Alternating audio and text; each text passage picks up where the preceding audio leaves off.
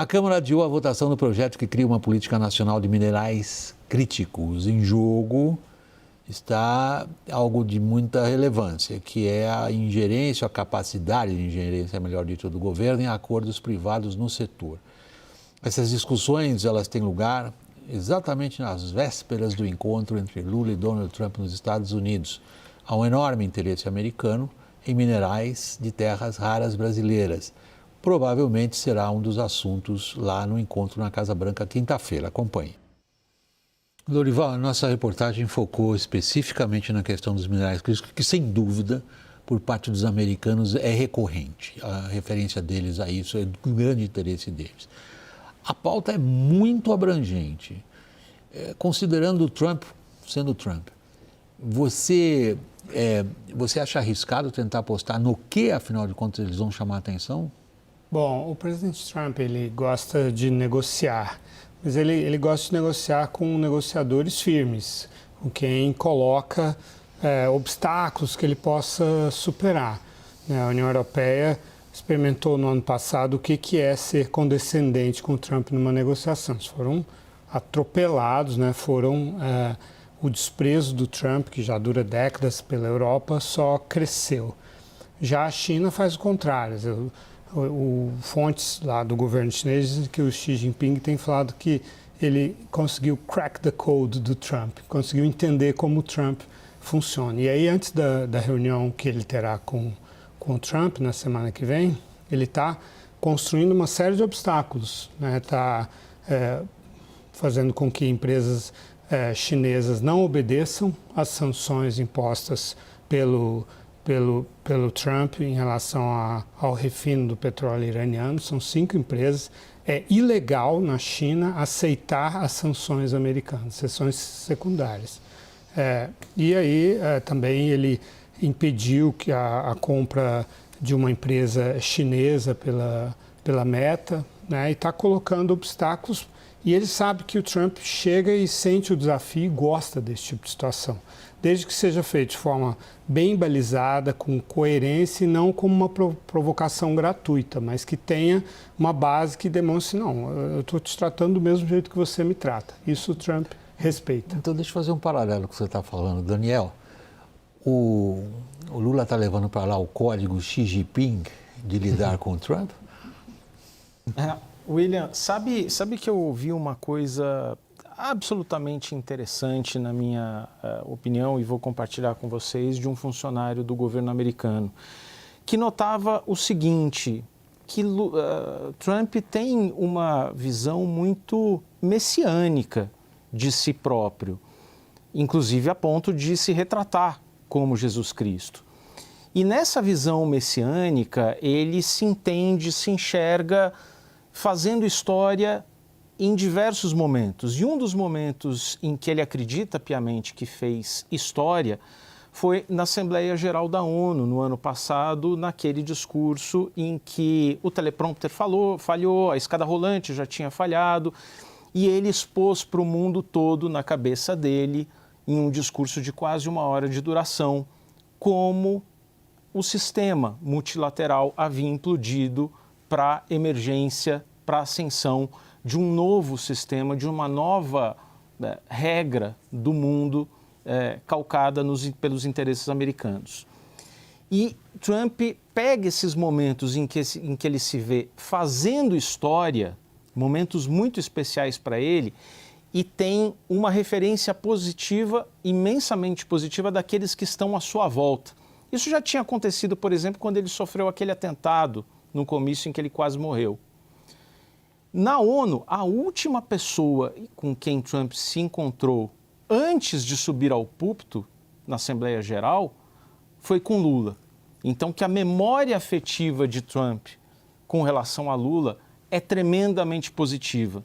Não importa o que a turma do MAGA diga, não importa se Jameson Greer tenha voltado da reunião na OMC e dito, olha, agora tudo no USTR sobre Brasil passa por mim, que no final das contas, Trump tem uma memória afetiva positiva sobre Lula. Tanto que, Trump nunca se refere a Lula nominalmente. Pode reparar, assim como ele muitas vezes não se lembra de quem são os líderes mundiais. Ele se lembra de Xi Jinping, de Vladimir Zelensky, se lembra de Giorgia Meloni, talvez. Ele só se refere a Lula como o presidente do Brasil e se refere de forma positiva. Essa é a explicação que me foi dada por um funcionário americano que vê nessa relação uma questão afetiva que transcende todos os conselhos à volta de Trump. Bom, já que o Daniel Rienzi está usando esse funcionário americano para fulanizar o problema, vamos então fulanizar ainda mais. O que o Lula nutre o quê pelo Trump? Olha, acho que essa é uma pergunta muito boa. E para respondê-la de maneira efetiva, acho que a gente tem que fazer um resgate da forma como o Lula se sente à vontade nesse cenário internacional. Que, em algum sentido, significa dizer o quê? Lula também, em determinado sentido, olha para si mesmo e enxerga a sua biografia como marcador de uma história pessoal que nasce na miséria e chega ao Palácio do Planalto, mas também uma história pessoal que, em algum sentido, na sua percepção, e aqui vamos usar um dos jargões, dos discursos, nunca antes na história desse país, coloca o Brasil de um país que poderia ser visto como insignificante ou pouco significante internacionalmente, a um país respeitado.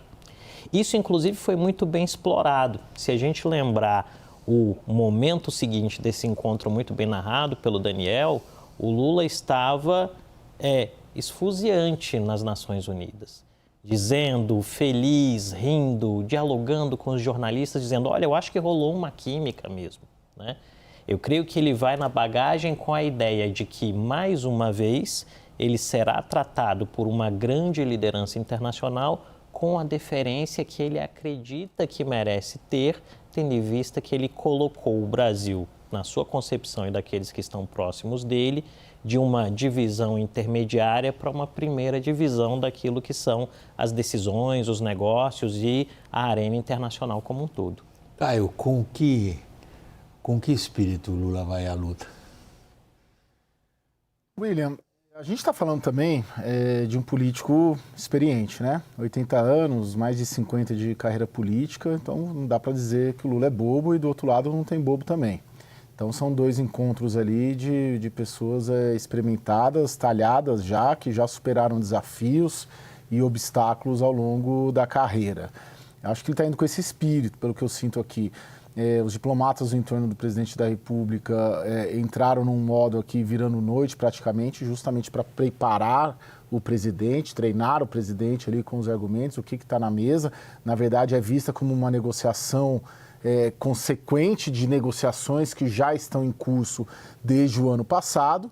Então, o presidente, primeiro, sabe que está sentando com a possibilidade de ter uma armadilha, de ter algum constrangimento, porque o presidente Trump já fez isso com outros aliados e com outros presidentes e chefes de Estado.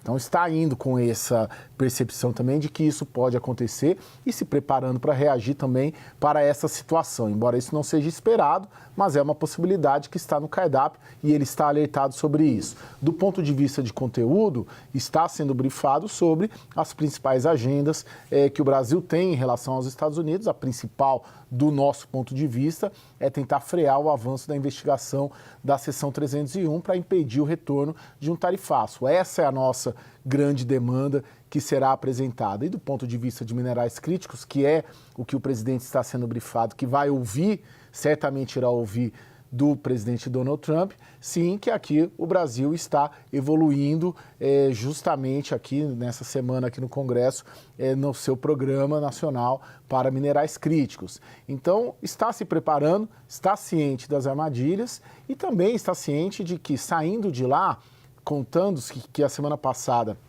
muitos dos analistas e a percepção no Brasil é de um governo Lula 3 que acabou, também pode ser uma oportunidade de reafirmar a soberania, a defesa dos interesses nacionais no momento em que ele está acuado no corner político doméstico brasileiro.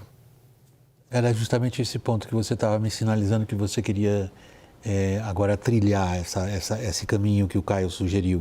O que é que o Lula tem para colocar na mesa do ponto de vista das relações comerciais, sobretudo, Thaís? Essa é a grande expectativa. Eu conversei com vários empresários que estão envolvidos nesse processo da 301, né? Especialmente daqueles setores que ficaram mais tempo com o tarifaço, só foram liberados quando houve a decisão da Suprema Corte Brasileira, e a expectativa... Americana. Da Suprema Corte Americana, sim, desculpe. A expectativa é, no mínimo, positiva, porque, assim, é quase como se tivessem sido esquecidos, e há um temor de que Trump acorda, como você disse, e resolve, como ele está fazendo com a Europa agora, devolver um monte de tarifas. Aliás, há poucas semanas, a sensação que a gente tinha era que ele estava preparando de novo um pacotaço de tarifas para o Brasil. Então, a expectativa é positiva, não vai haver uma comitiva de empresários, quem estiver lá como negociador, de repente vai participar lateralmente, mas vai ser uma coisa muito petit comité, muito fechada. Mas a leitura é de que, assim, esse canal de diálogo não pode fechar. E não pode fechar nem agora, nem se mudar o governo, nem se o Lula continuar. Então, a expectativa é essa. Ninguém espera que uma solução mágica ou que os problemas saiam da mesa, que a solução da 301 apareça. Mas só de entender que o canal direto de comunicação com eles proporcionou a possibilidade desse encontro para que os temas sejam debatidos e o diálogo não acabe ficando encruado até pela perda política do Lula, já foi visto como um bom negócio. Por último, Lorival, parte do mundo, dos segmentos econômicos brasileiros que têm interesses diretos lá, sobretudo, por exemplo, o segmento da produção de grãos e proteínas, recebeu a seguinte informação de Washington essa tarde: não sabemos o que vai estar na mesa. Se a gente conseguir apurar, avisamos vocês. Isso é típico, né? Assim, nem o Trump sabe o que vai estar na mesa, ele tem mil outras coisas na cabeça, né? Quando ele olhar para o Lula, ele vai estar com um briefing, né, que terá recebido uma hora antes, poucas horas antes, aquilo que se encaixar dentro da agenda dele naquele mesmo dia. Vai ser um encontro muito rápido, assim como foi muito rápido o encontro entre o Lula e o Joe Biden. Foram 20 minutos. O Biden estava preocupado com uma negociação difícil de orçamento com governadores e tal. O Trump também está com muitos problemas internos, não só o Irã, ele tem uma série de questões internas. Então, assim, vai ser uma reunião rápida. As expectativas no Brasil são infinitamente maiores do que são nos Estados Unidos, né? A gente está há dias falando sobre esse encontro, lá não é uma coisa importante para ele, mas